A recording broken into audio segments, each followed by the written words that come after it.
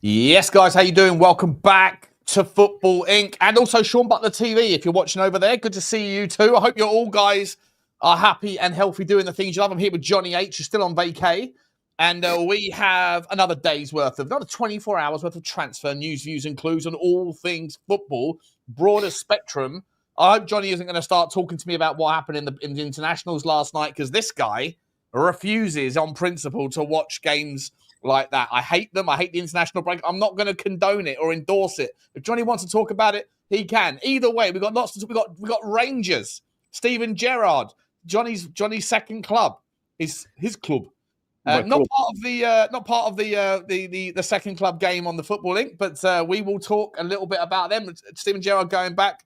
That's one of Johnny's areas to discuss more than mine. We've also got a lot of transfer news, views, and clues. We've also got some interesting football finance updates to get through as well, with regards some tidbits. I won't spoil the show, guys. Before we get into it, smash the like button if you know what's good for you. Hit the subscribe if you don't know what's good for you. Hit the notification bell and drop a comment. Let us know your thoughts on today's topics. For those of you on Football Inc., if you are interested in listening to this stuff after the fact on podcast formats, etc., then we are, of course, on all the podcast platforms. Search for Football Inc.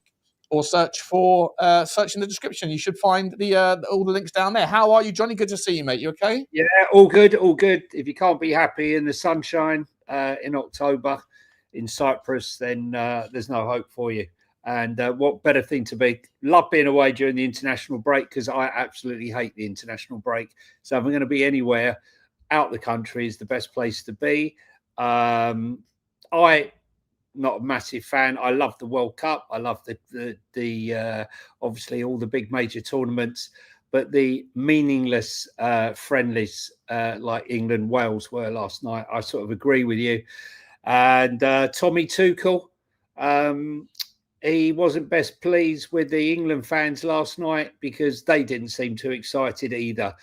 Judging by the shitty atmosphere. Talk to me about that, mate. Talk to me about that. Because I've heard the story when I was taking the dog out this morning. I heard it on TalkSport, but I don't know. I point blank refused to watch international friendlies. No chance. So what happened with Tommy Tuchel? What's going on? He just got a bit. Listen, they had a very good opening 20 odd minutes. Wales were pretty poor. They did better in the second half, but the fans just not up to it. I don't know if it's like kids or what have you there. I didn't watch all the game. I watched some of the highlights, but it seemed the Wales fans were having more fun losing 3-0 than the England fans were winning.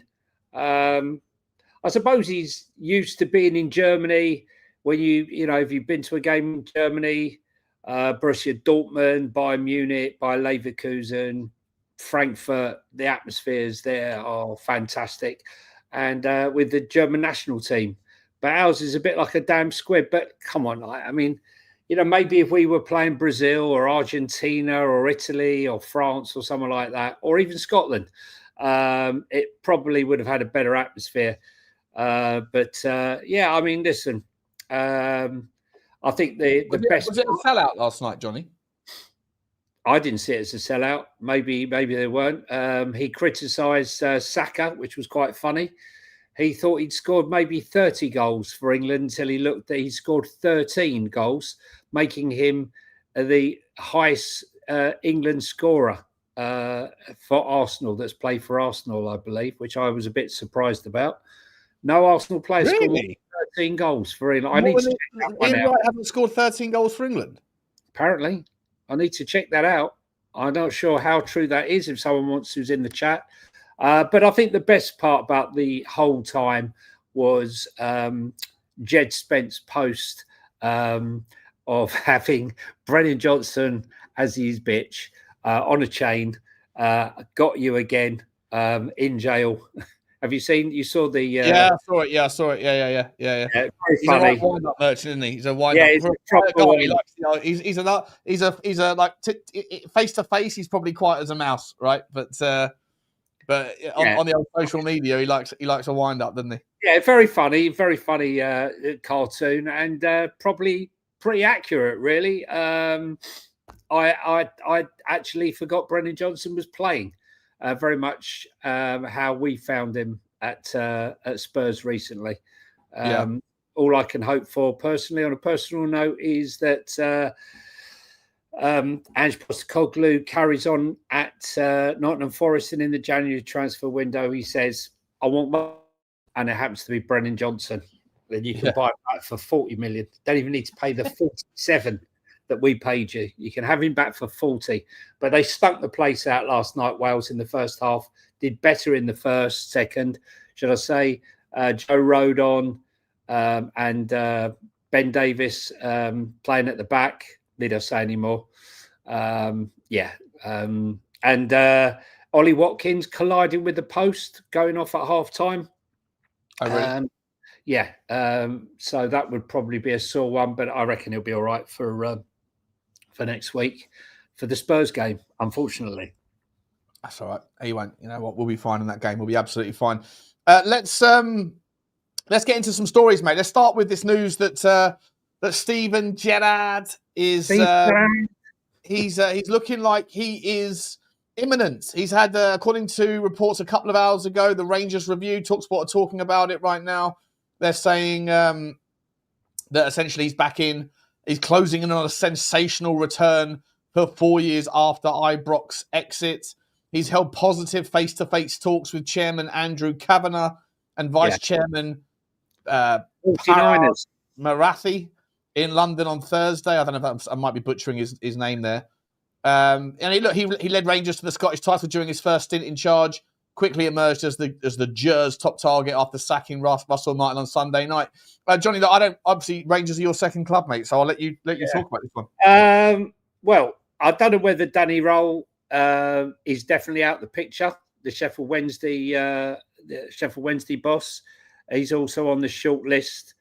Actually, you know who's up there? Who left Spurs after the Don was sort of forced out? Is Greta Steinson. He's up there having left Spurs, and he's part of the recruitment group for the 49ers. Did you say sensational return? Was it the sensational return? Did you say? That's how it's been written. Sensational. Look, I think sensational when he was manager. I mean, he wasn't sensational in the Premier League, was he? Let's be honest. It's not that often that you get managers that are sensational in Scotland and then come down to the Premier League and are also sensational. I mean, Ange Postecoglou certainly wasn't, although you maybe make an argument that he was. He won the Europa League, fair play. Steven Gerrard didn't at Villa. I mean, Brendan, what's the other guy's name? Brendan, the ex-Celtic guy, current Celtic guy. Brendan Rodgers. Brendan Rodgers, that's it, yeah. I mean, he did okay at Leicester, didn't he? But what were you thinking? Well, I think if he takes back Gary McAllister, who was also with him last time, I think it's a massive step up over Russell Martin. I was a bit surprised. I thought it was a naive signing on their part, if I'm brutally honest. This is a guy who dies on the hill, a bit similar to another manager I'd prefer we didn't speak about. But when your system's not working, like it was at Southampton, and he just stayed there and stayed there and stayed there, and refused to change. And we all know what happened at Southampton. And he did the same at Glasgow Rangers, and it was only a matter of time. Yes, they came up against Club Brugge in the Champions League, which was a bit of a tough one in the final qualifier, but it was a huge game, and they got absolutely dismantled. And they've not done well in the Europa League either. And he literally had to go. He had to go. Steve Gerrard is the name. He's the type of guy that will probably be able to. Let's be honest. Who's on the phone? Russell Martin. Russell who? Russell Martin. Yeah, wants you to go and play for Glasgow Rangers. Nah, it's all right. But, Steve Gerrard, if you're going to try and pull in some favours, get some players out on loan, because Rangers are in absolute mess right now. Sit 8th in the league. Yeah. This is the worst start I can remember for many, many, many moons. And, with Hearts at the top of the table, I'm quite shocked. I mean, look at that. Huh? Only one loss, though. Yeah, but Falkirk, drawing with Falkirk. Come on. Yeah, fair enough. I mean, I'm not defending it. I'm not defending it. Yeah. I mean, look, I am amazed that he lasted this long, Russell Martin. I was amazed that he lasted And that he's only long. one victory away from getting back into third, by the way. You know? I know. Yeah, I know. But, I'd love to see Hearts win it if it's not going to be Rangers. I'd love to see Hearts to break that monopoly that's been there for such a long time. And, a lot of eyebrows were raised when Tony Bloom bought a stake at Hearts, and he turned around and he said he's going to break the monopoly or duopoly. Yeah. And they laughed at him. And there he is sitting. I know it's early days, but they're sat top of the table. They played Hibs last week, which was a big game for them. The Edinburgh I don't derby. know any of the players, mate. I don't know a single one of these players in their team. The highest valued player in the Hearts team is €2.5 million. 2.5 million. You know? Listen, Scottish football is more. Sometimes it's more than talent, right? Sometimes it's about just Rangers and momentum behind you. You know. Well, listen, I'm sure that Tony Bloom will be using his identification metrics and algorithms to bring top talent to Hearts. And we'll be seeing players that will leave Hearts, instead of leaving Hearts for 800 grand and a packet of crisps and some Scottish wafers. I can see within 3 or 4 years him buying players and them actually selling players for a lot of money. Just quickly, Johnny. Speaking about Tony Bloom and their what he's created before Hearts at Brighton. Have you seen the rumours this morning that a certain Victor Frohold? Do you remember we were talking about him all summer? Yeah, unbelievable player from Copenhagen. Yes. Ended up going to Porto 4 months ago, and he's now being linked with a move to Brighton to potentially replace Matt Swiffer. Yeah, who might be going. Who did you say? Sorry. Well, I thought you meant Belieber. No, sorry. Yeah. So Matt's. I think is it Matt Swiffer? I think it's Matt Swiffer. Sorry. My bad. Artur Vermeeren. Vermeeren, who's another player that we spoke about 2 years ago on the Spurs talk show. You and I, long time ago. Artur Vermeeren, who is an absolute baller who came out of, I think it was the Feyenoord Academy or one of the teams over there, and he ended up doing well enough because there's a massive merry-go-round happening right now, mate, with regards Chelsea. So Chelsea this morning, but I'm getting ahead of myself. First of all, thoughts on Victor Frohold. I'm on a ramble. What's your thoughts on Victor Frohold? Great player, mate. Really talented player. Yeah, well, listen, we spoke about him in the summer. We were surprised that he went to Porto. I don't know. It's amazing. Like 2 months after going to a club, he's now being linked with another club for a lot more money. And Porto probably, what buyout clause do they put in? 90 million, 80 million? Something ridiculous, no doubt. Yeah. Who's this for, sorry? Frohold. Frohold has a, Frohold. He'll definitely have a big buyout clause already. They do it every time. Apparently he shone last night as well for Denmark as they thrashed Belarus. Yeah, Victor Frohold's transfer. That apparently there's a transfer rumor from him to Atletico Madrid as well.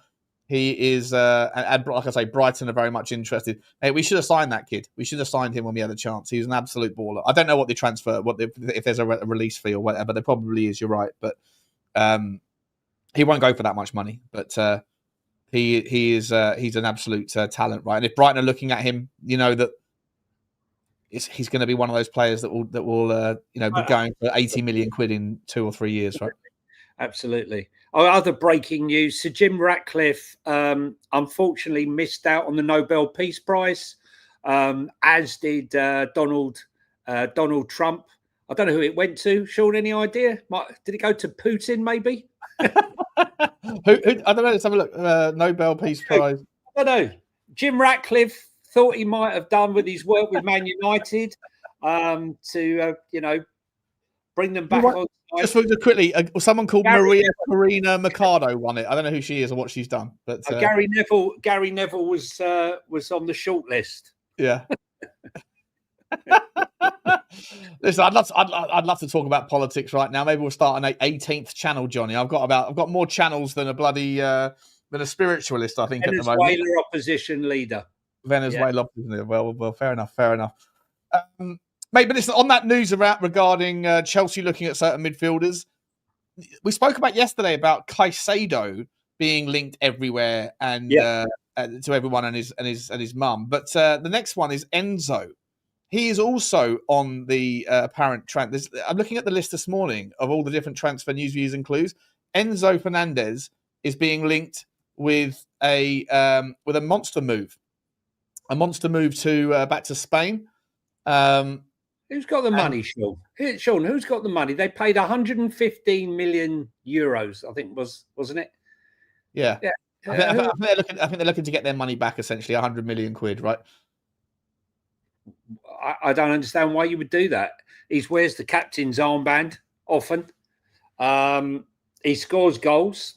I mean, as I said, Chelsea to me is just like an eBay trading company. In they come, out they go. Out they go, in they come. I mean, it's just a constant flow of players. I don't know if you saw that article the other day, I think it was run by Sky, where they said, name your best 3 signings since 2020. And you look at Spurs and it's like a short little list. We've signed that many players since 2020. And you look at all the different clubs. And then it came to Chelsea. I gave up reading them. The amount of players that have been signed by the club in that time. It's crazy, isn't it? I mean, look, they're talking about Caicedo going, Enzo going. Not sure what's going to happen with Cole Palmer. I mean, look, it seems that everyone's for sale at the right price. Yeah. Yeah, well, of course they are, mate. It's business, isn't it? At the right price, everyone's willing to go somewhere. But Sean, is that Spurs? Spurs, we're going to take it back to us, but Spurs used to be a club. Anyone that would come in and offer, doesn't matter who the star was back in the day. Okay, yeah, you can go. Everyone was for sale. But we, as Spurs fans, as we became bigger, we said, we don't want to be selling our top players. Harry Kane deserved to be able to go, having been at the club for all his years. But, fans don't want to be selling their top players. I'm sure Brighton get pissed off, every time they sold, the players that they've had to sell. And Belieber will no doubt be the next one on the list. Right, there was Bournemouth fan channels that were after the international break started. Bournemouth fan channels were titling their videos, "Bournemouth will never be a big club." Yeah, right? Because you're selling Semenyo, you're selling everybody. Yeah, you sold Zabani. Rather than being delighted that you're third or whatever you are, third or fourth, rather than being delighted about that, you're sitting there going, I need a reason to moan, because I'm not a fan of his. I'm not a fan of Bill Foley. I've got to be honest with you. Not a fan. Not a fan. Had a business called PaySafe. There was. I'm not a great fan of his. He's come along. He's building a new stadium and that, but I'm not. Not great. But I think is that all it is. 17,000. They're moving from 13,000 to 17,000. Yeah. I mean, what's the baby steps, boys. I mean, come on. I'm sure you could go. Stadiums in League One, isn't there? You could go 25,000. You could go 25,000. I'm sure you can. I'm sure there's 25,000 people that would want to go and watch the game, especially when you've got away fans in. I mean, I can never get a ticket for Brentford away. Very, very difficult to get a ticket, obvious reasons. Look, I can understand their frustration when you sell Zabani who was a fantastic signing for, first of all, Dom Solanke, apparently their best player, sold him for 65 million to us. We certainly not got 65 million pounds back. With that money, they bought Evan Nilsson, who's definitely done very, very well. They got Zabani. They've got Hoyson and they've got Kirkes. The three backs went for over 150 million, and Quintero went to Brentford for 45 million. So all of that, and they've still got Cliver, and they've still got and their back three that they replaced them with are pretty good. Yeah, centre backs look handy, don't they? Sensei, whatever his name is. Sensei, Sensei. Yeah, it looks good. Looks good. How long can you keep doing it for, though? I understand Bournemouth's frustration, but to sell all those players and to be sat where they are in the league is a fantastic feat. And Bournemouth fans should have a mixture of feelings of being very proud. We did say only a top manager could get Bournemouth out of the mess they're going to be in with selling their entire defence. When you consider the state that Liverpool are in defensively, as soon as one player's gone down, I think it's going to be an interesting one. We shall see. But Bournemouth punching well above their weight. Yeah, 100%, mate. And listen, another team that we need to talk about, mate, and maybe a player that's punching above his weight here. But this is just the laughable sort of nature. And by the way, I'm very cautious about giving this write-off. It's not a write-off, okay? But there's a player playing for Levante who Tottenham were linked with a couple of weeks ago, last week, called Carl Etta-Eyong. And he's about 21 years old, and he scored a few goals this season, a couple of assists. He's a big, physical, strapping, strong fella. Big geezer. He's a Cameroonian international, but only under 23s. He hasn't even made it into Cameroon's first team yet. Okay, or into their men's team. And Tottenham are linked with him. And now Manchester United are linked with him. And Ben Jacobs is talking about him. And apparently Chelsea are looking at him. And apparently Brighton are looking at him. And he's all over the news this morning. And listen, I went and did a deep dive into Carl Etta-Eyong on Y-Scout about a week and a half ago when Tottenham were first linked. And the reason I say I'm cautious about saying what I'm about to say is because I got Serhou Guirassy entirely wrong. Right? I was wildly wrong about Serhou Guirassy. When Serhou Guirassy emerged a couple of years ago, he'd been playing relatively insignificant output games in the French league. I forget where he was. It might have been Nantes or whatever. It might have been Rennes, my team. I forget. But he then went to Germany. I think it was at Werder Bremen. And he started to score some goals. Right, he was 27 years old, and we were linked with him quite heavily. And I was like, "Listen, is he just like a late bloomer? He might be a late bloomer, but he's done very, very little." And then he goes on and smash it. He gets his move, and then he goes and scores, I think, 13 goals in the Champions League last year. And he's kicking on again this year. He's now 28. Yeah, consistent, right? Yeah. Very, very good, Serhou Guirassy. But where have you been for the last 6 years? So yeah, but look, you see the players like your Jadon Sanchos who arrive with a storm, yeah? Hurricane warning. They come in, they smash it. Everyone's talking about them, and then bang, suddenly they can't do it. Yao Felix, another one, right? And then you have the late bloomers who suddenly start playing football at 26. Is it a case of it's not how you start, it's how you finish? Would you rather be the early bloomer that falls off, or would you? Because you probably get a monster contract when you're 20 years old, right? Whereas is Serhou Guirassy going to pick up 250 grand a week at 28, 29? Probably not, right? I think it's, he could have a long career. Who knows? He could be playing till he's 33, 34. Who knows? But so the reason I brought him up was because this guy, Carl Jamie Vardy. Look at Jamie Vardy. Jamie Vardy. Yeah, I mean, that guy's story should be turned into a movie, shouldn't it? Well, I think it wasn't it? I don't know. It was the fact that he wanted Jamie Foxx to play his role was a bit of an issue.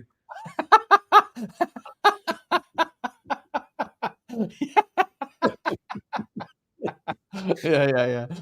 That's what I was going to go. It's woke. It's 2025. I'm not sure anymore we can do that sort of thing. But so Carl Etta-Eyong is a player that is all of a sudden being spoken about. Ben Jacobs is talking about him. Jamie Brown's talking about him. A lot of these sort of journalists, whatever. The geezer at TBR, Graham, whatever his name is, Graham Bailey's talking about him. Everyone's apparently interested in him. He's a big, strong, physical guy, very fast, broad as you like, right? Looks like he could fly, and he's got a powerful foot on him. But my God, when I went through his clips in the deep dive. He's a bit of a. Okay, I say the same thing I said about Serhu Garassi. It looks like a lot of it's by luck, not by judgment. And he stumbles and bumbles his way through and then pops it in or whatever. But he's a physical guy. My one takeaway from when I spoke about him was, mate, he's sort of the sort of guy that a defender would go, I don't want to play against you because you look physical, you look scary, you throw your weight around. How tall is he? I don't know the player. So how tall is he? I'll check now, but he is like 5'11", so he's not particularly tall, but he's built like let me see if I can bring it up on the screen. He's absolutely built. He's absolutely built like a brick shit house. And I thought no. I said about Tottenham. I said I don't want to get him. I don't want to get him. He hasn't even played a first team minute for Cameroon yet. He's played on the under-23s. So how old is he, Sean? 21.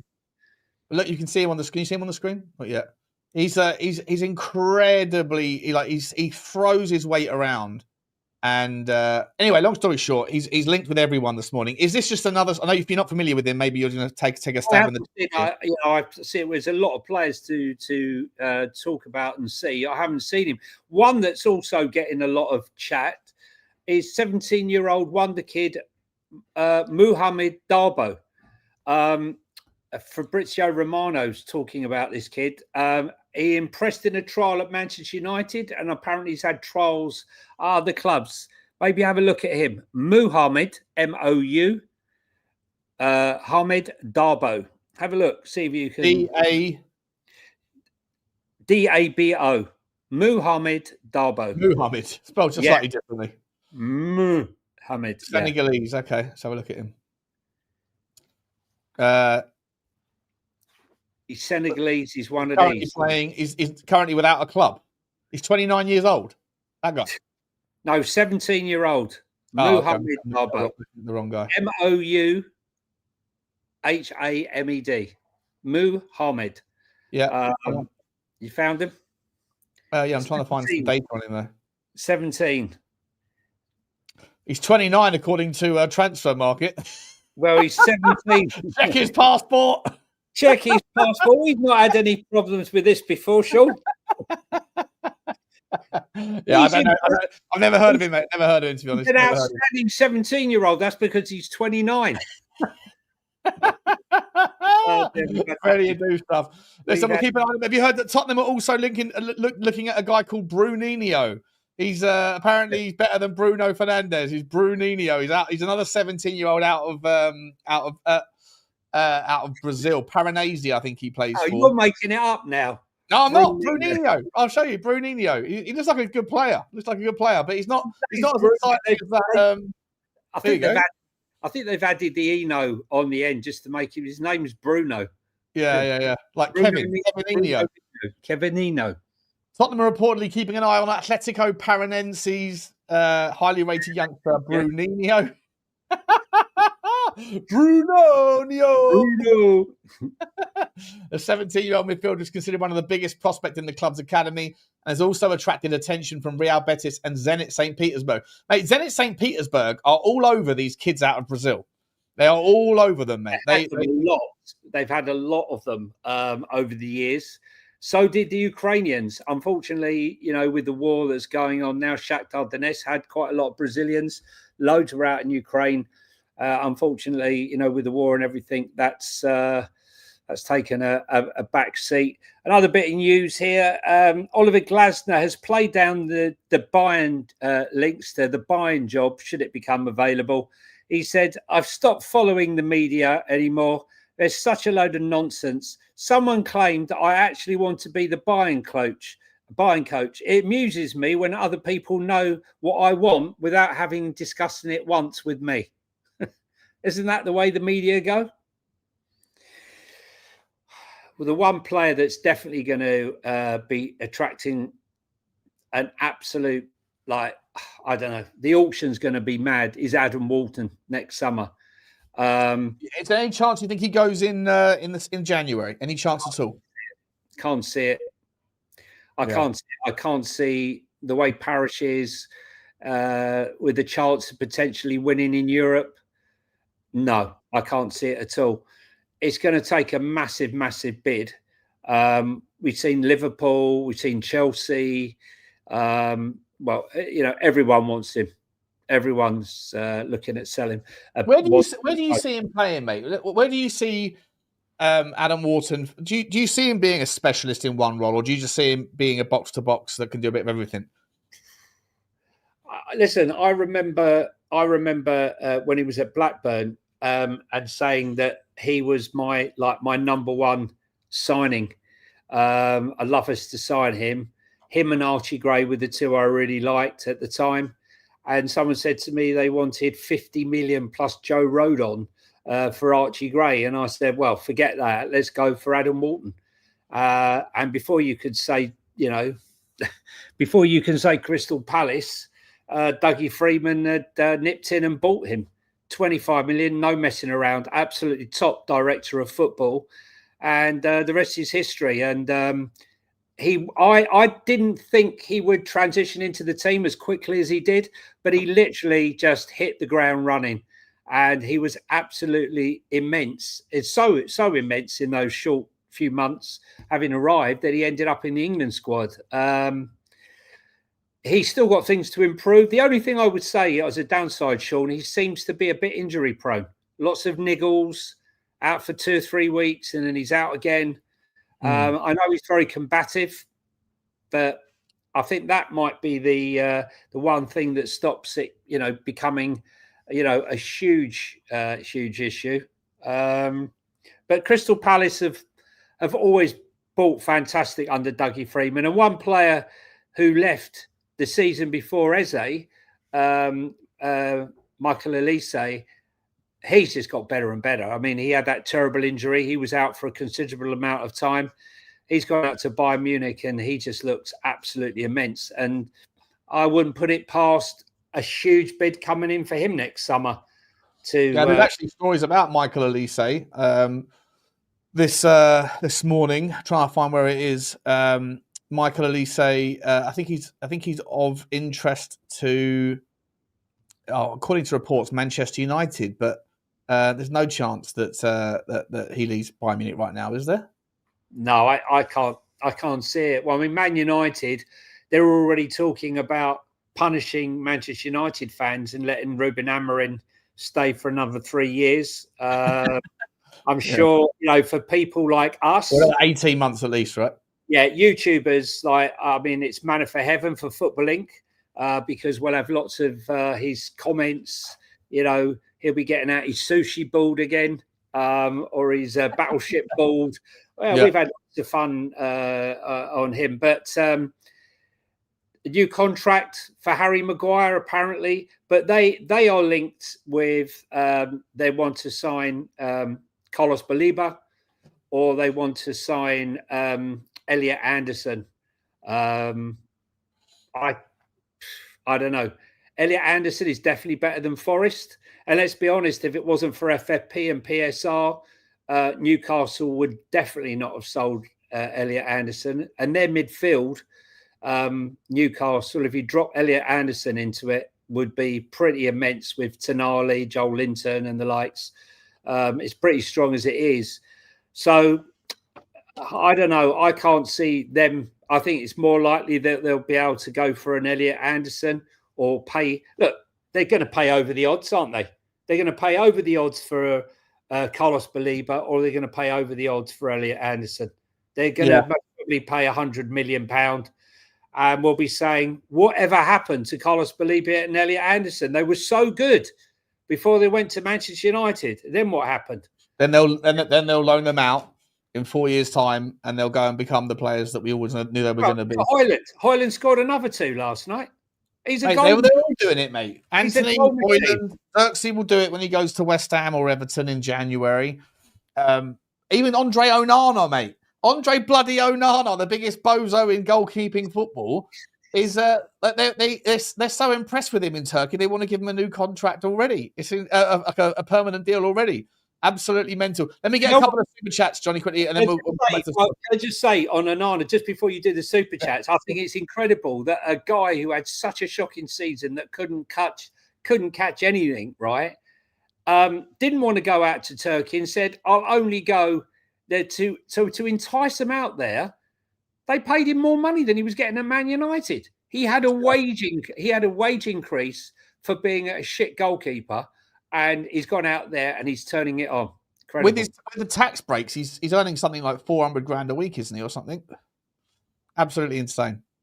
Listen, for me, Elliot Anderson is top drawer, and he needs to be better. He needs to be at a better place than Nottingham Forest. He could play for any of the top clubs, in my opinion. Yeah, he's highly linked with a move as well to Manchester City this morning as well. We shall see. Dean Law, big up to you, Dino. Hope you're okay, my man. Always here, always supporting, always fighting the choo-choo train. The sticker train has commenced, mate. Choo-choo to you, buddy. Appreciate you very much, Dean. You're legend of a guy. And we got Joe, Everton fan, Joe, Mashina Joe, out in, I think you're in Pattaya right now, but you're certainly... I'm off to Everton next week. Croatian Australian. Lovely guy. Speak to him on Twitter in the DMs quite a lot. He's a new member of the show. Thank you so much, Joe. Appreciate you very much, man, for your support of the channel. Big up to you. And Toby Juan Kenobi. Big up to you. He says, hey, fellas, I hope you are both well. It's Cat Funt. Oh, big up, Cat Funt. Hey, Cat Funt. We thought you'd left the building. Oh, you're okay, buddy. Appreciate you very much indeed, mate, for the super chat. Big up to you. Johnny, I want to talk to you for a brief moment about Adi Hutter. Don't you swear at me, mate. Come in here swearing at me. Where are your papers? Adi Hutter? Austrian Monaco manager, or was. He's been relieved of his duties last night. What did he do?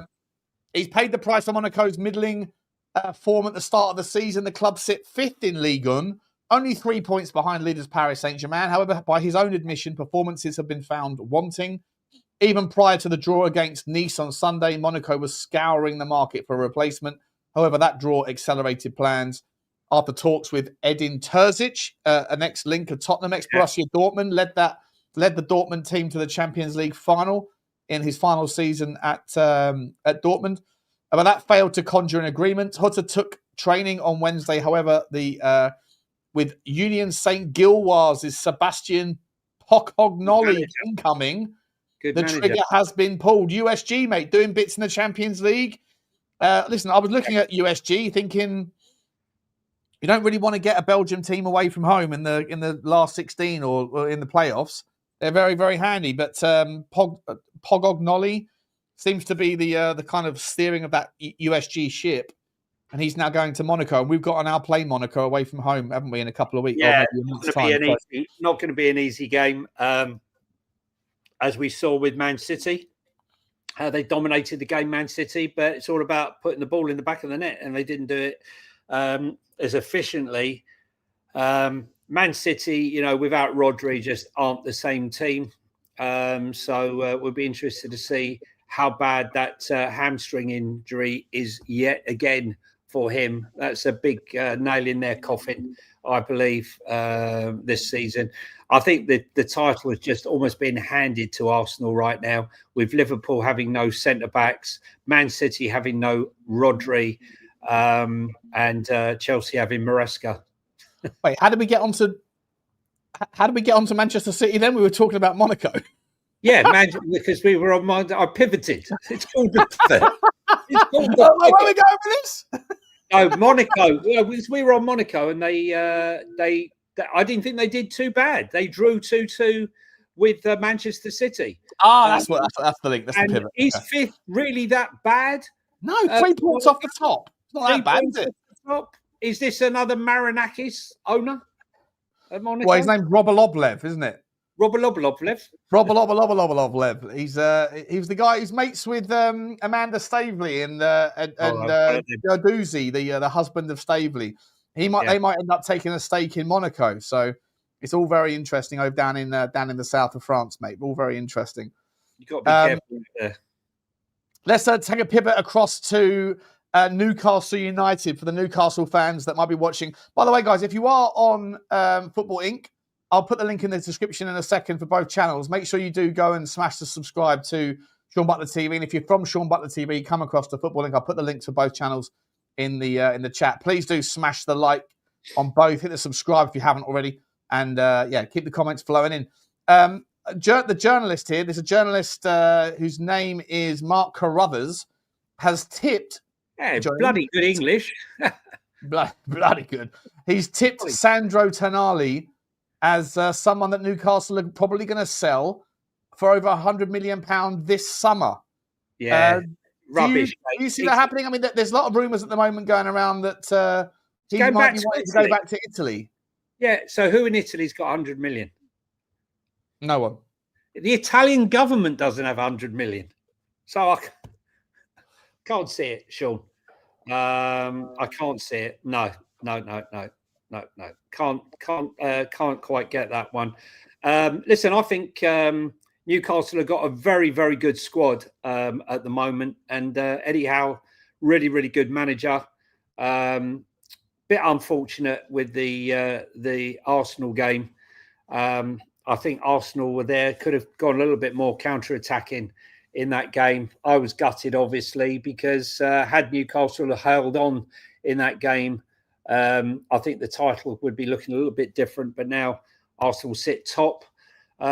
Big game for Spurs away at Newcastle in the next couple of weeks.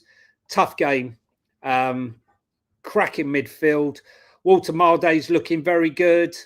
They haven't even got Vissa flying yet. And they've got the Danish boy who I really like, and I think he's going to be a real player up front.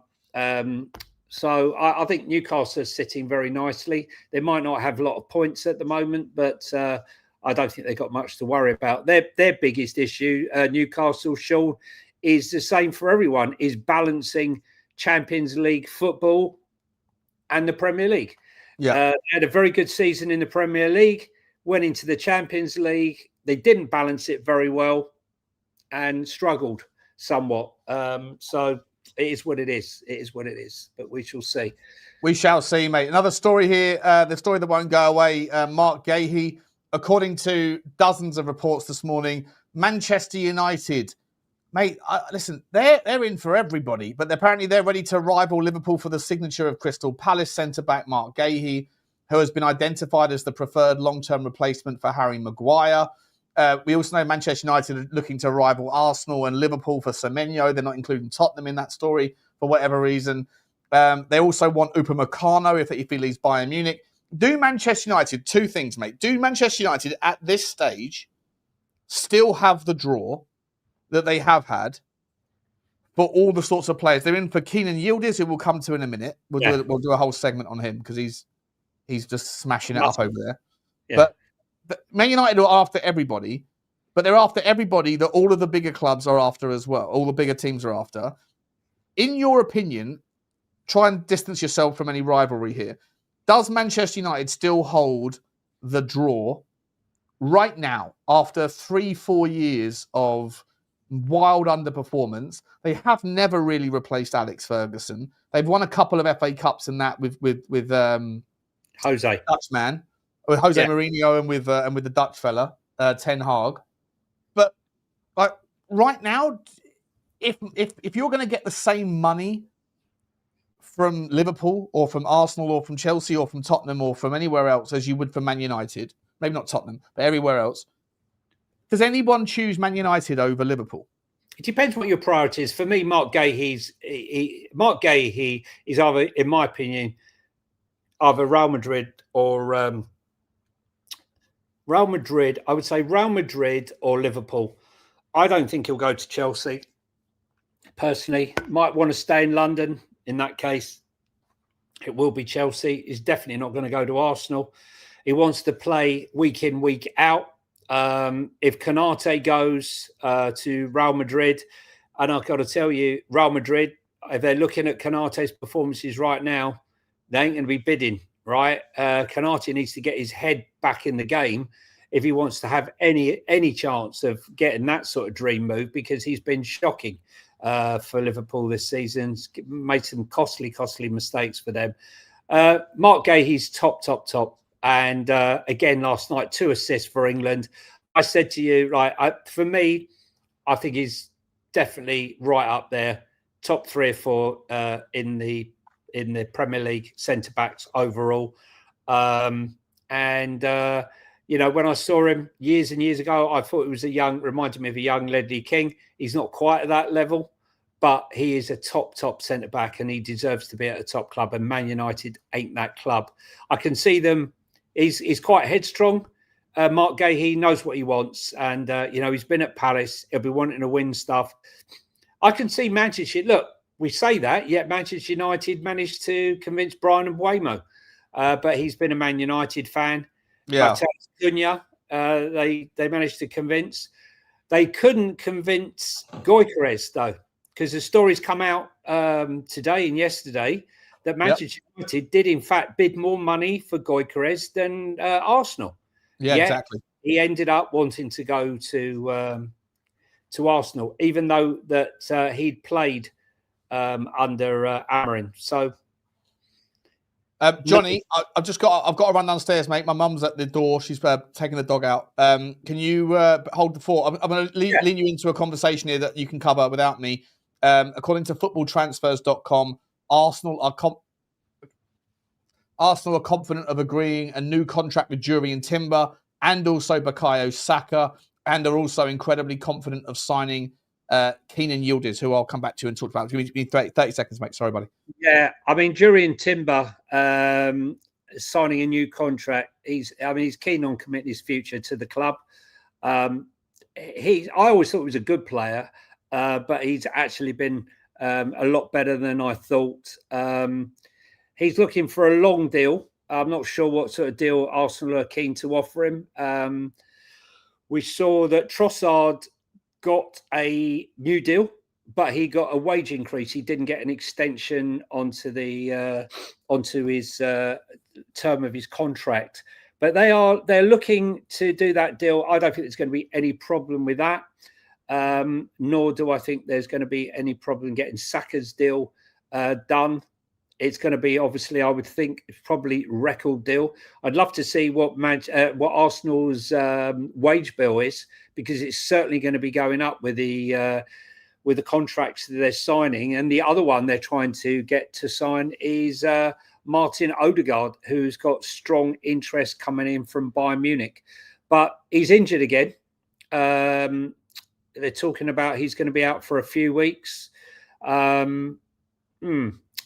Is he going to get forced out, Odegaard? I mean, that's the thing. Arsenal, they're buying that many players. Zubamendi's been good. Marino's been good. We've got Eze. They got Eze, and they got Noni. They got Muani. They've just, honestly, they're just an abundance. The depth is ridiculous. That they could probably try and sign him on a new contract and sell Odegaard. I can see that one particularly happening. I'll wait till Yildiz comes back. But Arsenal also among the suitors for Arden. Yildiz. You're calling me Yildiz? You'll wait till Yildiz comes back? I don't mind being Kenan. Yeah, Kenan Yildiz. But the other one they're looking for is Arden Güler. But he looks unfathomable, as Real Madrid don't want to sell him. They're looking for 150 million euros for Arden Güler. Arda Güler, right? With an R at the end. Arda Güler. Mate, he looks, listen, Arda Güler, for me, when he was in Turkey, when he was 17, he looked unbelievable. He looked like he was unbelievable. Then he went to Real Madrid and didn't get any minutes. And when he did, he looked like he was just out of his depth a little bit. In the last 3 months, he's managed to pick up a lot more minutes under Xabi Alonso. Yeah. And now you're starting to see the Turkish, that sort of flair. That Turkish players, sort of like Georgian players. Georgia, like, remember Georgi Kinkladze? Yeah. We see it with the guy Mikhail Tadze. You see it with Kvaratskhelia. That kind of flair in the kind of creative roles. Like, certain people from certain countries just have a little bit of, like, swagger. Turkey and Greece are producing. I mean, that's why I was a bit shocked at the result last night. I was actually predicting that Greece would beat Scotland last night. And they were 1-0 up. I thought, well, that's that. I turned over, I came back, and I saw what's his name putting the ball in to make it 3-1 to Scotland. It was that. Turkey have got some fabulous young players, and so have Greece. Those sort of flair players. That kid from Olympiacos that moved to big money. Where did he went to Brighton, didn't he? Yeah, I think it was Brighton. Yeah, Brighton. Yeah. Yeah, has he done much yet? I haven't seen him do much yet in the Premier League. They've got some fantastic talent, and I think we might see come the World Cup this summer. Don't forget World Cup summer, and you always see the clubs ending up paying well over the odds for someone whose stars back in the day used to have the World Cup because we didn't have so many games on TV. No one saw these players, and suddenly they'd be in the World Cup. We'd all watch them. We'd all fall in love with the player. And suddenly a player who no one knew about 2 months ago is suddenly record transfer. Yeah. Always the way, isn't it? He goes to the club and can't kick a ball. Doesn't do anything. Yeah. Who do you suspect? In fact, let's have a little conversation, mate, for 5 minutes. I've got a couple of football finance stories we've got to talk about as well, mate. But it's a bit of a dry day, isn't it? We always find something to talk about, Sean. Yeah. Before we get to that football finance, there's actually quite a couple of interesting stories about football finance out there from the Birmingham City owner, the geezer who's big time in America and talking about No, not him. His partner. His partner. Okay. Yeah. I'll bring it up in a second. It's an FT story. It's by the way, there's also a ridiculous story out regarding Crystal Palace owner ex-owner John Textor. Comes out in a second. Just quickly, World Cup year. Right now, I'm going to clip this as well. So we'll put it out there for you and for me. Which country do you suspect will be the kind of, I don't know, everybody's second team in the tournament that goes a little bit far and does a little bit well?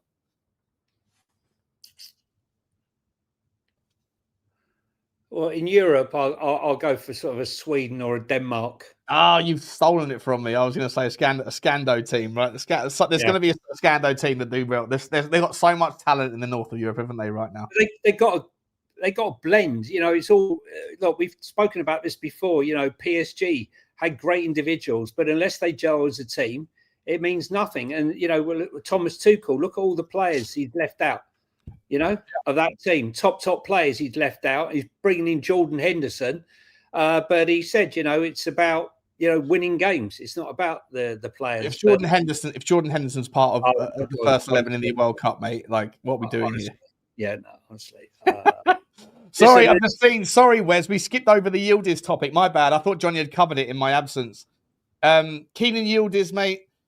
Again, like everyone's after this kid. I don't know if it's just dry news cycle because there's no, obviously my searches every morning are, summarize every single Premier League. I even tell Grok, I say to Grok, scrape the barrel in terms of sources, right? I don't care if you're going to someone's like old nan from next door who knows someone who's heard a thing or two about this.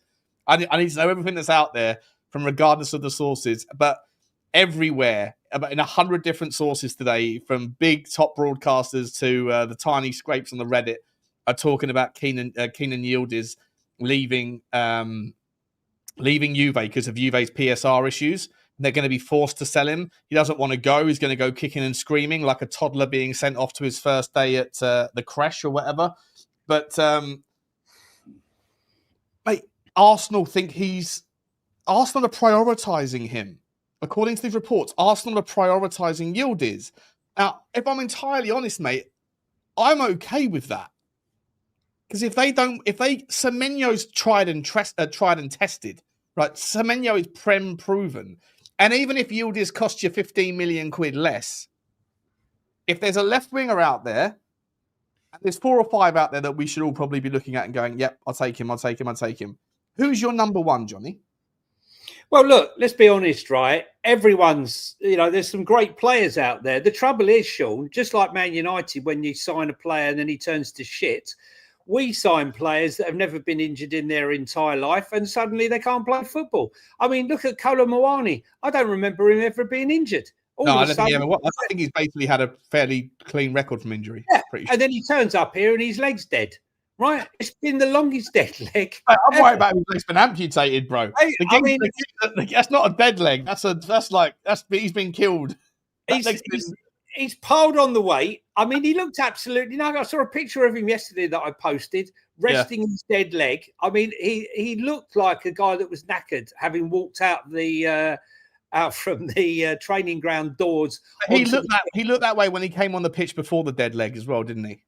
He played 8 minutes in a Tottenham shirt against. Was it against Bodo? No, not Bodo. It was against who was it? Who came to Bodo?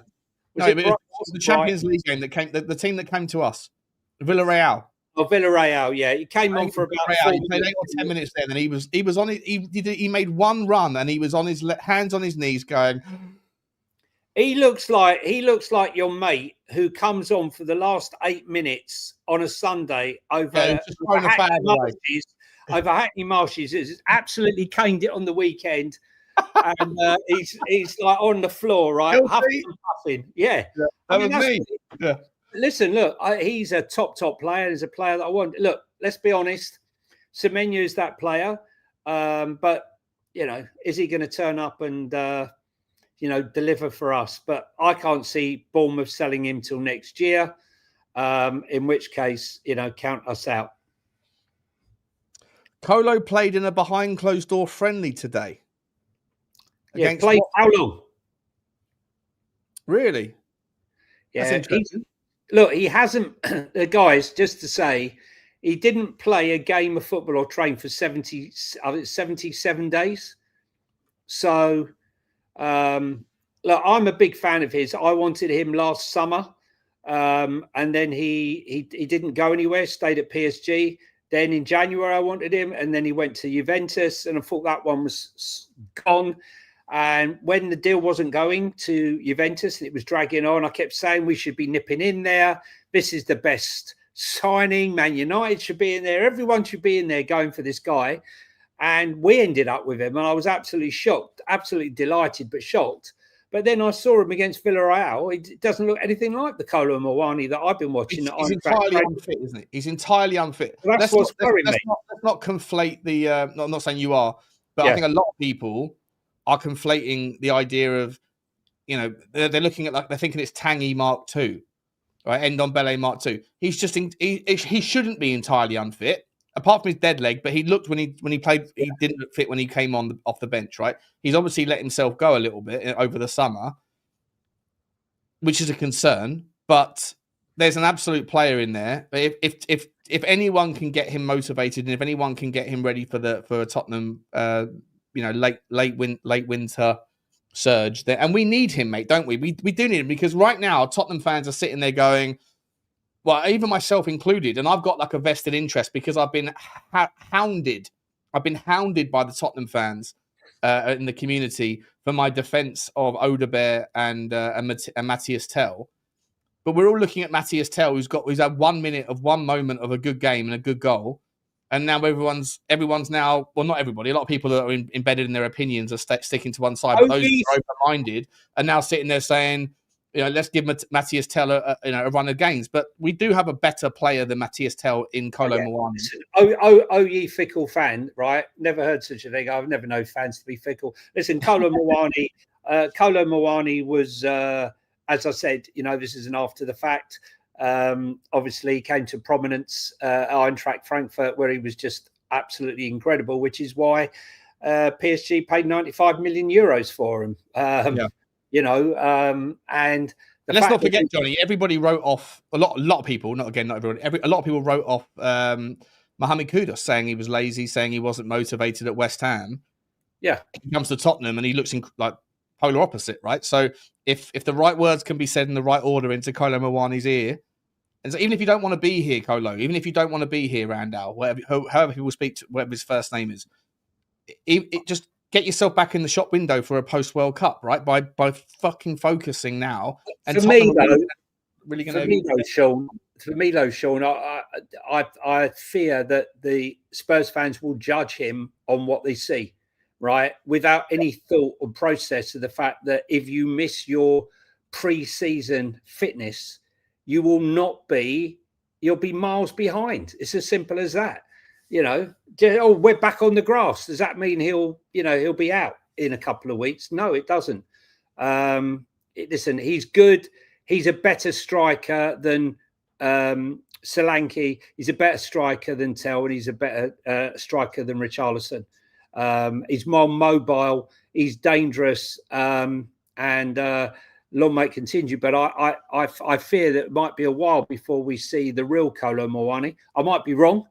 But I'm more worried and concerned that fans will start calling him shit after the first game, and we'll be seeing quotes like "He's no better than Tel." Yeah, well, look, you're right. Football fans are fickle, and they're like, it's amazing, isn't it? Like you can have certain players that get unwavering support from certain elements of the fan base, no matter how bad they get, and then you have other players that never get given a fair shot or a fair crack. But listen, Kenan Yildiz, mate. Back to the point, I guess. Do you see? That's unlike us to deviate. Well, so, mate, we deviate more than a bloody septum. Do you think we need to? Do you see Kenan Yildiz coming to the Premier League essentially in January? I guess is the question. Is there going to be any movement? No, I don't think so either. No, I don't. Can't see it at all. I think he'll stay where he is, and then in the summer, Juventus will be looking to get rid of Dusan Vlahovic and that 300 grand a week wage that he's on. They'll try to offload a few players. I can't see it. A player that any football fan would love to watch, a player that doesn't want to leave Juventus. If they can find a way, they will. Look, they wanted to sign Kolo Muani. They were desperate. They spent weeks and weeks and weeks desperately trying to put the finances together to sign him, but they couldn't, and that left him holding the baby, which was a bit of a strange one. One signing which has been linked again, Murillo of Nottingham Forest. He's been a fantastic talent since he arrived from Brazil for Nottingham Forest at the back. Being linked with Chelsea and with Cunha coming in from Botafogo and looking really good. Maybe they might take the risk and sell him. And there's rumours out today, mate, and over the last couple of days from Sky Sports that are saying that Chelsea have absolutely no plans to sign a goalkeeper in the next two windows, and a centre-back in January, at least, is ruled out, which is a little bit wild to me. It's a little bit wild. I know Chelsea maybe have squad space issues, and obviously they still probably have that problem with their net transfer debt with regards their UEFA PSR sanctions and things. But I'm pretty sure when I forget who it was, the young fella Akiyamong, whatever his name is, I forget the guy's name, who went off injured in their last game. It was against Liverpool. That was their fifth centre back that was injured at the same time, and they still had Jarell Hatto to bring off the bench. So they've got an unbelievable amount of depth, but they are down to bare bones at the back, aren't they? They've been buying up everyone. But look, the fact of the matter is, Maresca has said, I want a centre back, and the board has said, no, you're not having one. So where does that leave us? Look, Sanchez is a great shot stopper, but he's got calamity, a bit like our keeper at the moment. Question marks being asked. I'm surprised they didn't go for a Mike Maignan. I wouldn't be surprised if they don't revisit that one. Chelsea, to be honest, come January. Depends, I guess, how Sanchez performs between now and the end of the season. One player I do feel sorry for is Mark Gui, who thought he was going to Sunderland to play week in and week out and lead the line there, and he gets dragged back to Chelsea because of injuries to what's his name? their striker, and now he's Delap, and he's not even getting a minute. He's not getting any time. And this is the problem when you sign for Chelsea. You run the risk of sitting out in the back in the farmyard waiting for your call.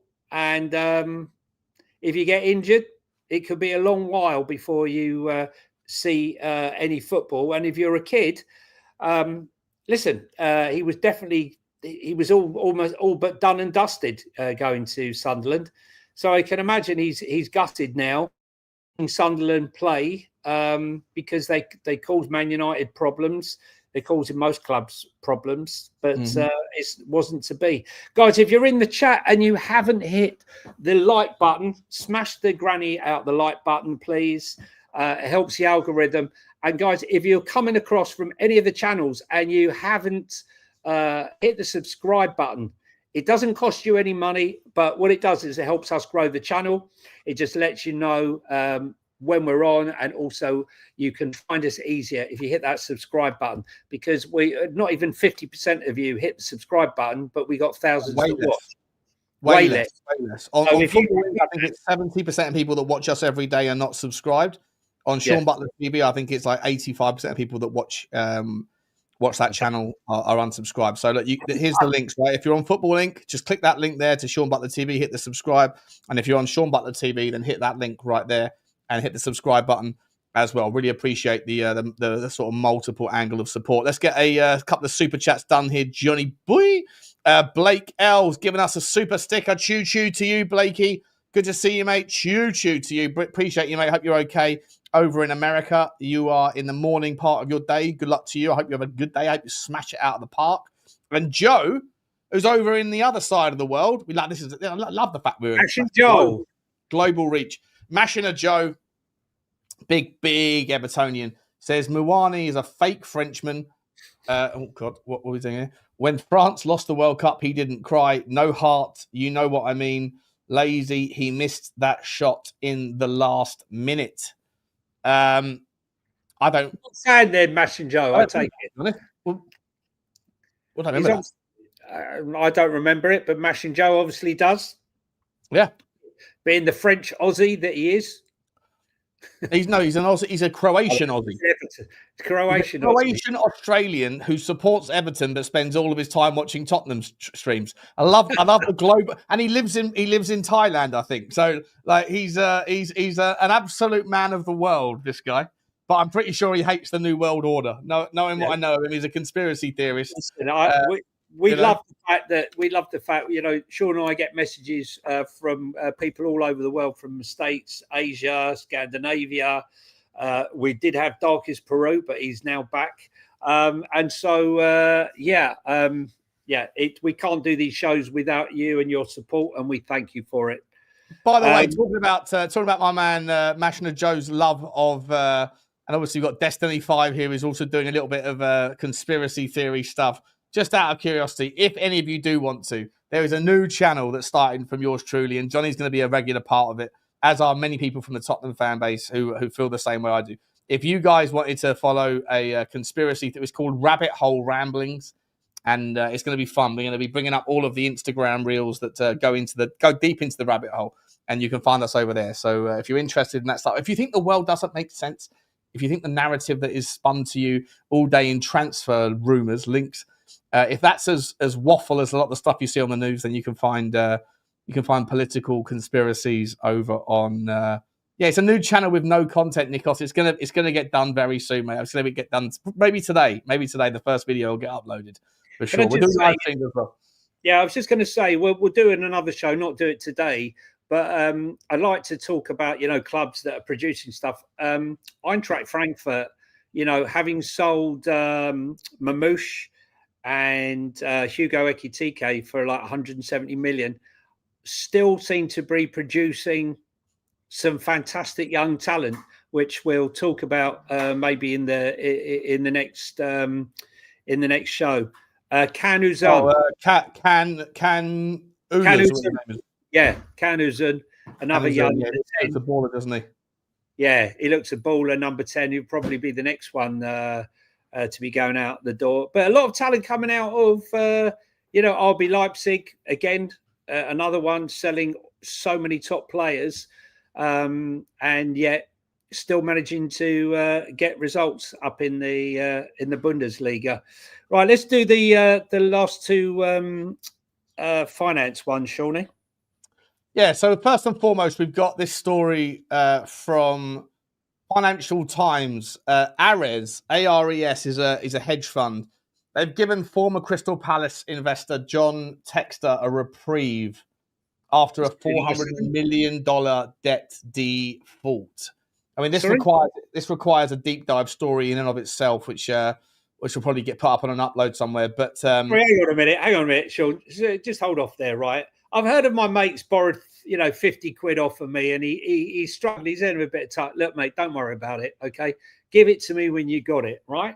Maybe 100 quid, maybe 200 quid, maybe $1,000 for a good mate. 400 million. Yeah. Don't worry. I mean, what is that? So let me show you the story. It's quite wild, mate. It's quite wild. It's insane, right? It's so deep, Ares Management. By the way, Ares Management is a big private equity firm out in America. And I spoke to you guys. I spoke to people on Sean Butler TV about this the other day. And so there's three different hedge funds. So if you want to work, if you're like the Saudi PIF, if you're the QIA, QSI, or like Dubai Capital Company Limited, if you're Sultan of Brunei, any of these guys, and you want to invest in NFL teams, you're not allowed to invest directly. You're only allowed to invest indirectly. So you put your money into one of these type of companies, and then they can invest because they're American based. Similar sort of thing as what happened with PIF into Chelsea via Clearlake. Yeah. Not for the same rules. The rules just prohibit that sort of like sovereign wealth funds, SWFs, from ever getting involved in the NFL, which is probably a good thing. Anyway, so Ares Management were the company that bought 12.5% off of PSG. Right? And Ares Management were one of the companies that were flagged in my research as a potential NFL, because Ares Management own, I think, 10% in the Buffalo Bills, I think, or maybe it's Miami Dolphins. I forget which one it is. I think it might be Miami Dolphins now, as my mind is ticking over. Anyway, so they've got a lot of Ares Management have got a lot of fingers and a lot of pies with regards sports franchises around the world in multiple different sports. Here's the story here, though. Ares Management has granted a reprieve to John Textor's Eagle Football Group after one of global football's most prolific investors violated the terms of more than $450 million of debt, violated interest rates as high as 22%. He's got football clubs, Johnny, on credit card. On credit card rates. What are we doing here? My American Express account doesn't have 22%. And what happened to the supposed link between him running a multi-club ownership model with Marinakis, okay, with the Botafogo? We know he took money from Lyon, to give to Botafogo, so Botafogo could win the championship down there. Libertadores, yeah.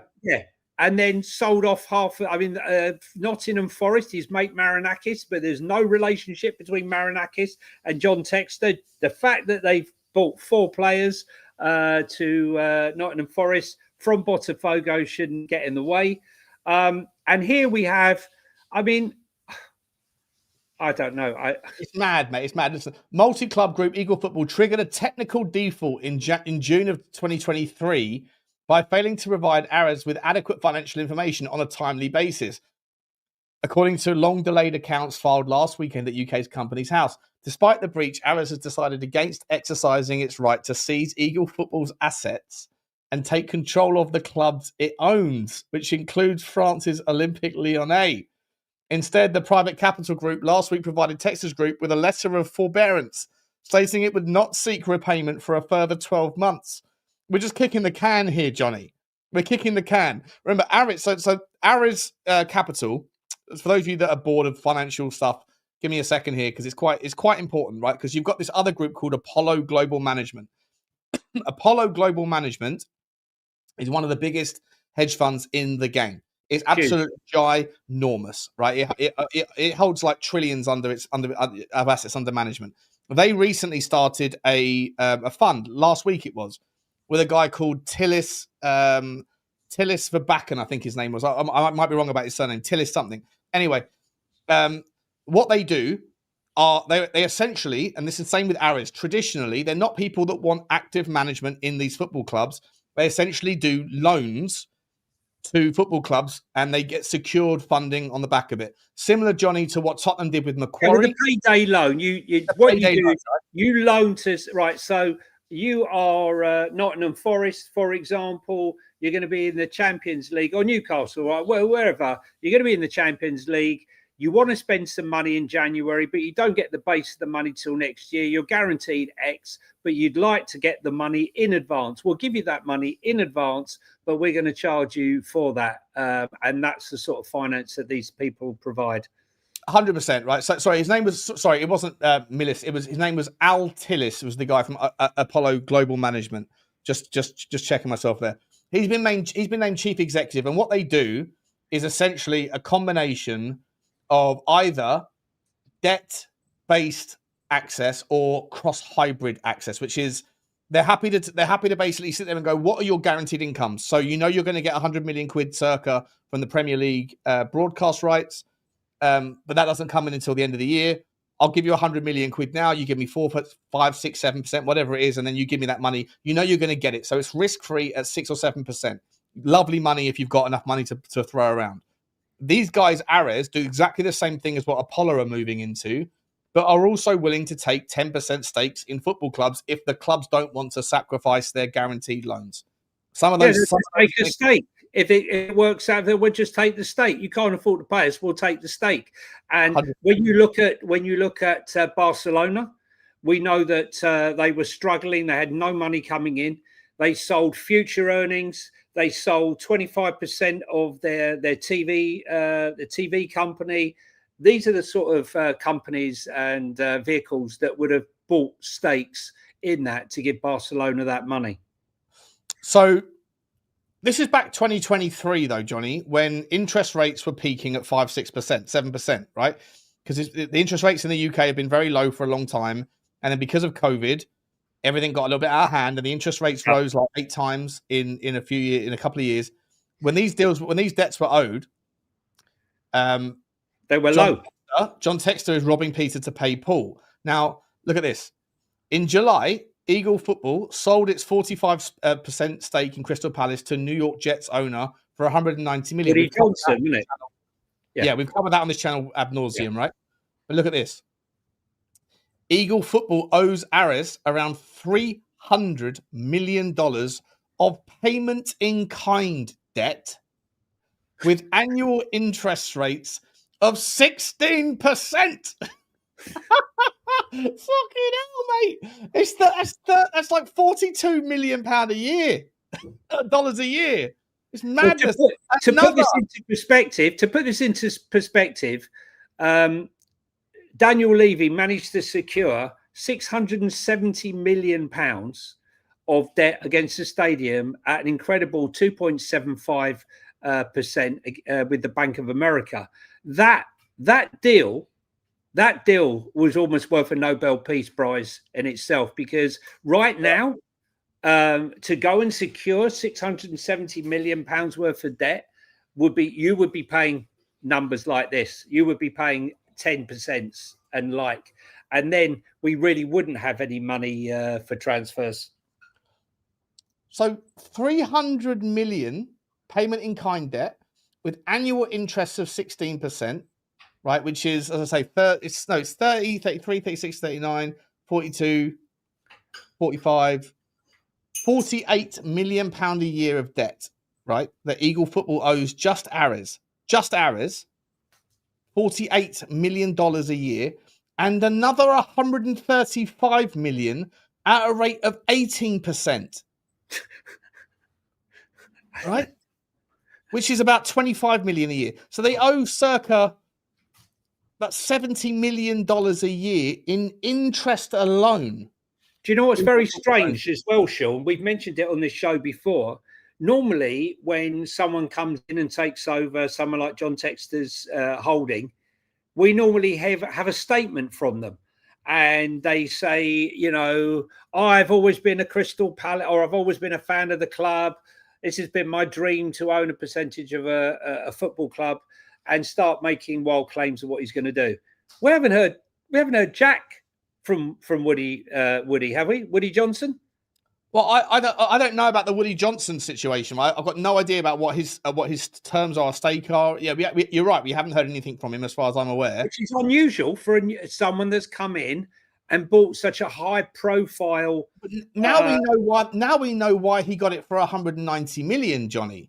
Correct. Because at the time we were sitting there going, "Hang about, like you've got Eze that's worth 70 million, whatever it was he went for, 60 million. On paper, that's worth a lot of money. You've got Wharton.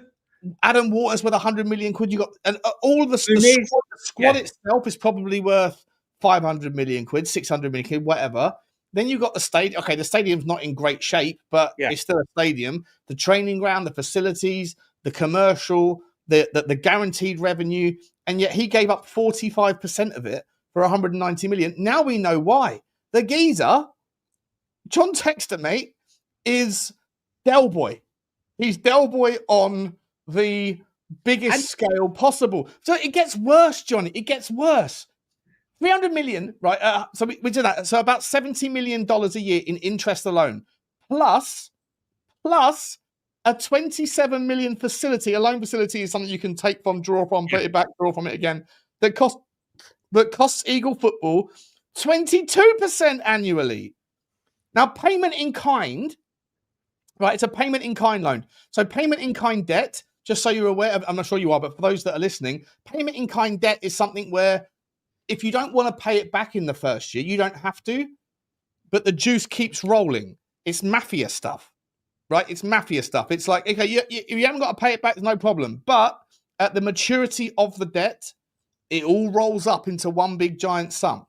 So if they've taken 300 million, 435, 460 million quid, for example, at an average interest rate of about, I don't know, let's call it 18%, call it 18%, 17%, whatever. Yeah, roughly.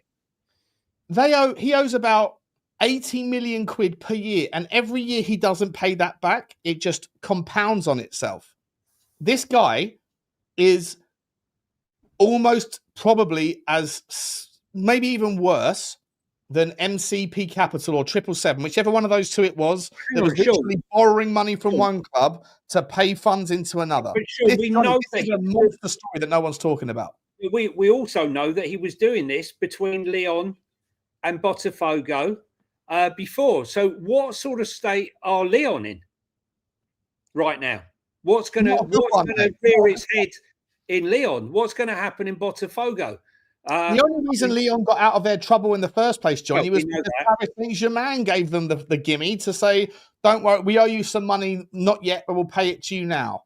Oh, well, hang on a minute. It also was the fact that the player on loan from Forest, no relation to Marinakis, happened to commit a foul and give away a penalty in the last minute, a suicidal penalty that gave them the penalty that allowed Lyon to then qualify for the Europa League. Otherwise, they wouldn't have been in it. Yeah. What was his name? He went to Atletico Madrid, didn't he? Via Lyon. His name was the 10. Thiago Almada. Right, that guy was at Lyon. He was a 10, creative midfielder. He was at Lyon, but he was on loan from Botafogo. And in the end, he went to Atletico Madrid on the cheap. And what a player he is, by the way. Hey, John Textor, serious scrutiny needs to go into that guy. And if Marinakis gets into bed with him, then Marinakis is writing his own death now. His own death warrant, mate, because that guy has got debts up to his eyeballs. Right? It's insanity. Player, the Argentinian boy. Really good player.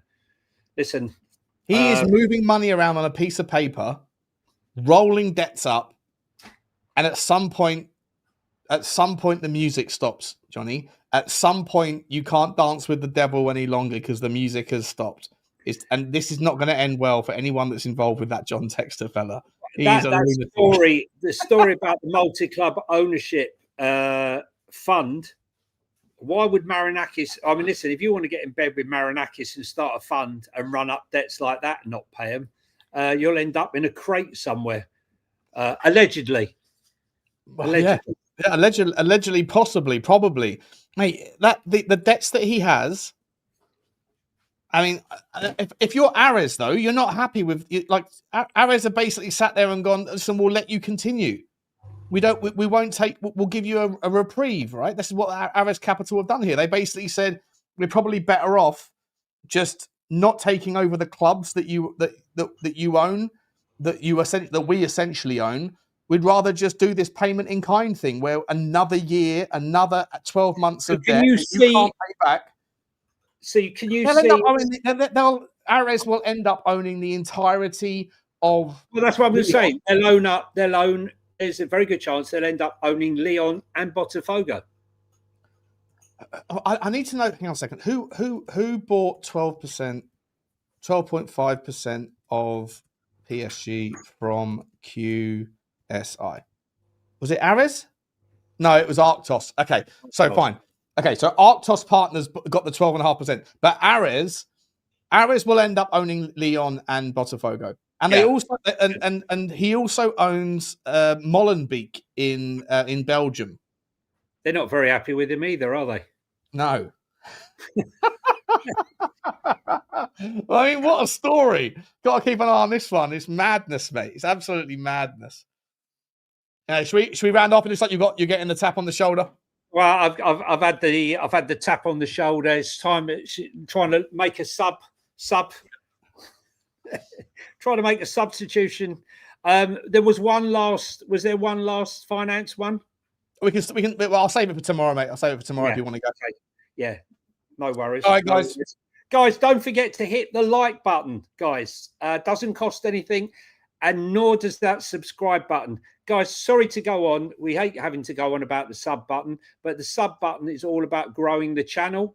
And, so many of you watch it and don't hit the subscribe button because I think they're going to have a weekly. It's not like buying a subscription to a magazine or a subscription to Apple Music or anything like that. It doesn't cost a penny.